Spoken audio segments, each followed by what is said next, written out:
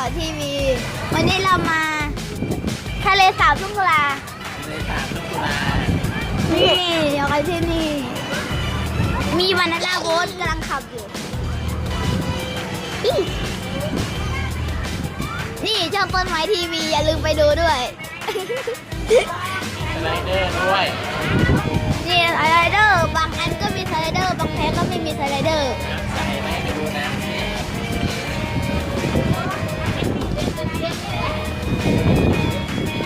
น้ำก็ไม่ค่อยใสเท่าไหร่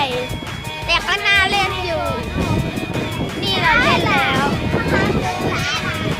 แล้วที่นี่เราก็สั่งอาหารมา ข้าวผัด อร่อย ข้าวผัดอร่อย แล้วก็ลูกชิ้นละ1 ก้อน อันนั้นก็อะไรก็ไม่รู้ อันนี้ก็ส้มตำอันนั้นก็ปลา ส้มตำกุ้งสด ไม่เลยนี่คืออะไรรู้บอกเขาไหม ตำถั่วหมูกรอบ ตำถั่วบุกหรอกกับโค้กกับน้ำเปล่า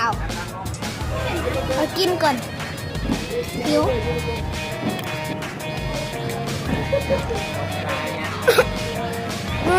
นาทีอยู่มีคนเล่นน้ำอยู่ก็ว่าทำไมนี่ มีลูกชุบชูชีพเล่นน้ำเสร็จแล้วก็ นี่เขาก็มีชุดชูชีพขายด้วยตัวละกี่บาทนะพ่อเท่าตัวละ20 บาทบานาน่าโบ๊ทก็แรงมากเลยไฟจ้า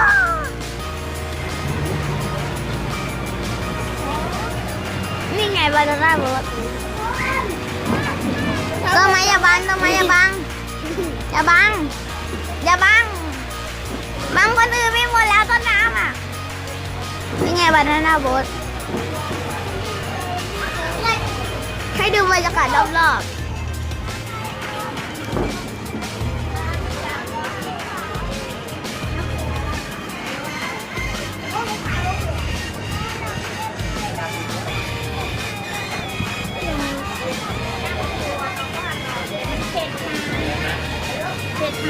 ก็ขอจบคลิปเพียงเท่านี้นะ